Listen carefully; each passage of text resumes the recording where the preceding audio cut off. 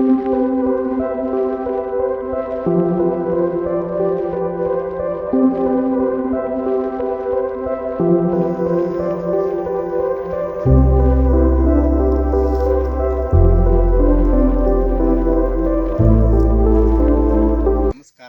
ನನ್ನ ಹೆಸರು KL Lokesh ಸನ್ನಪ್ N Lingappa.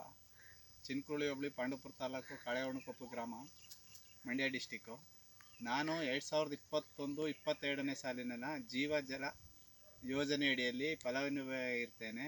ಆದುದರಿಂದ ನಮ್ಮ ವೀರಶೈವ ನಿಗಮದಿಂದ ನಮಗೆ ಕೊಳವೆ ಬಾವಿ ಮತ್ತು TC ಮತ್ತು ಬೋರ್ವೆಲನ್ನು ಕೊರೆಸಿಕೊಟ್ಟಿರ್ತಾರೆ.